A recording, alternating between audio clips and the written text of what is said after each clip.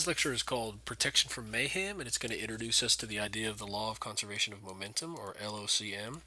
It says, sometimes thinking too much can destroy your momentum, and that's by Tom Watson. So, we want to look at our learning goals, and the first one is that you should understand momentum as a conserved quantity. There are very, very few things that are conserved, but they are energy, mass, okay, which we've already talked about, momentum, which is a new one, and then angular momentum. There are very, very other few things that are conserved, so we can use these ideas of conservation very efficiently when we're looking at a lot of different situations. You should be able to distinguish between an elastic and an inelastic collision, and you should be able to use this equation, which is demonstrating the law of conservation of momentum. So, if you have cars that are exploding apart, and we did this in the lab. You say, you got car B, you got car A. What direction will car B go when car A is propelled to the left? So if you release this spring right here and it pushes car A to the left, you won't all of a sudden see car B go to the left also when they're detached. Instead, what you'll see is you'll see car B go to the right. And you can kind of predict that. You can, in fact, we looked at what if car A is heavier? What if car B is heavier? What if you make one shoot fast? What happens to the other one? And what you tended to see was that momentum is conserved. In other words, the momentum of one car has to be equal to the momentum of the other car. And that's for closed isolated systems. Now, a closed isolated system is one in which it has no external forces. And by external forces, we mean things like friction, air resistance, outside forces like somebody coming and touching it. All those things are what are considered to be external forces. A closed isolated system particularly has no friction. That's a situation in which momentum is conserved. So if you're to look at this is how did the Explorer activity attempt to produce a closed isolated system? Now it depends on how you actually did it. If you did it the way we recommend, which is with the air track, you have air track or air that's blowing up right here that's reducing the friction that these wheels travel along. If you did it with something like a wooden track, you tended to see a greater friction value, so you didn't get as good of a data. But look at the lab that you did and try and figure out what attempts were made to turn it into a closed, isolated system. Whenever we're looking at momentum, a lot of times we're looking at collisions. Collisions are defined as either elastic or inelastic. An inelastic collision is when you have two things that collide and they stick together. So if you look right here, you have a car crashing into a tree. It's inelastic because they stick together. Now, in this case, they didn't move, the tree didn't move. But if you have something like if you shoot some Play-Doh at a box, what happens is the Play-Doh will hit the box and stick to it, and then they become one object. So an inelastic collision is it's defined as you have two objects before, and all of a sudden they combine into one object. An elastic collision is one in which objects collide and bounce off each other. Now, it's not that simple. You can't say that it's, oh, they bounce, so it's elastic. Because an elastic collision, and this is the key, is the one in which kinetic energy is conserved. So we'll do our conservation of momentum calculations, and if momentum is conserved or LOCM is upheld, and law of conservation of specifically kinetic energy is upheld, then that means that this is an elastic collision. Realistically, most collisions are somewhere in between. You're not going to have a collision in which two cars stick together and move together completely. You're not going to have collisions in which kinetic energy is always conserved. You're always going to lose something to heat, to sound, to some sort of deformation of the car.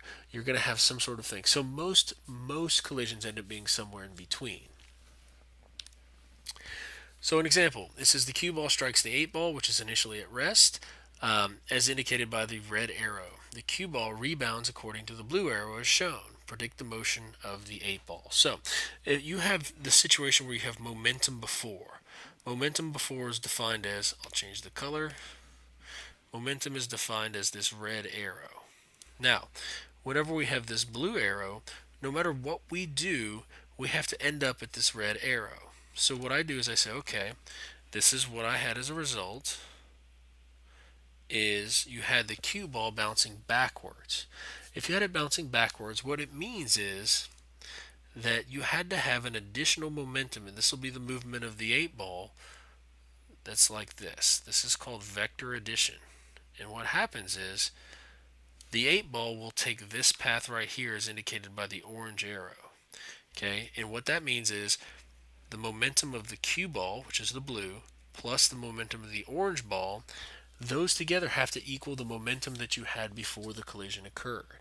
And so that's why you can do this. It's called head to tail addition. Now, the reason why it's called head to tail addition, because people say, wait a second, you added the tails of the arrows together.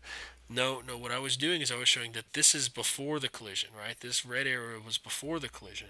And then the two head to tail addition things are things that I did after the collision. So after the collision had to equal before the collision. So you can predict that the 8 ball would move this way. Now that does not include things like spinning or English on the ball, but it's just purely just hitting and bouncing off. It says a man and his son are stuck on a frozen pond. The boy, a physics prodigy, pushes his dad with a force of 50 newtons, so you have a force that's exerted this way. It says which will get off the pond if both, which one will get there first. So this is an example of momentum being conserved. So if you look before they start, the momentum is 0. Then the boy exerts a force on the dad of 50 newtons, and so as a result, he's going to have some sort of change in momentum. That change in momentum is then going to occur on the boy. And if you have equal changes in momentum, because together they have to add up to 0. So if you look, I have to have a positive change in momentum and I have to have a negative change in momentum. And they have to be the same value so that it cancels out to be the 0 that it was to begin with. Now, if you look at it, it says which one will get there first. Remember, the change in momentum can be equal to the mass times change in velocity. So whichever one has the smallest mass is going to have the greatest change in velocity. And this one says the roller skater shown below is initially traveling at constant velocity to the right. So she's traveling this way. She trips, and in order to regain her balance, she throws her trays forward. So the trays are thrown this way. So they're going to have some sort of change in momentum. Okay, there you're applying a force. There's going to be the mass is going to move this direction. As a result, you want to know what will happen to her velocity. Well, she is going to have the exact same change in momentum in the opposite direction. So whenever you have a change in momentum of the opposite direction, what it's going to do is it's actually going to decrease her velocity, or it's going to make her slow down. It may actually make her go backwards, depending on how fast she was going to begin with and how heavy the trays were. But she is going to see an immediate reduction in her velocity to the right. And the reason is you have this whole idea of conservation of momentum. The momentum that she's going to give the trays moving forward has to be canceled out by the momentum of her going backwards. In example A4, it says a ball of modeling clay is fired at a box at rest, as shown below. It says an inelastic collision occurs, which means you're going to have this clay actually come and it's going to stick to this box. It says describe the velocity, including the direction of the clay blocks combination. So if you were to take a look here, this thing is initially at rest, so it has a velocity of 0. This is going to have some sort of positive velocity. What you're going to see is when this thing impacts it, this right here has a momentum of 0 to begin with. This one is going to have some sort of positive momentum. Now, whenever you take these things and you add them together, whenever they stick together, they still have to have that same positive momentum value because momentum is conserved.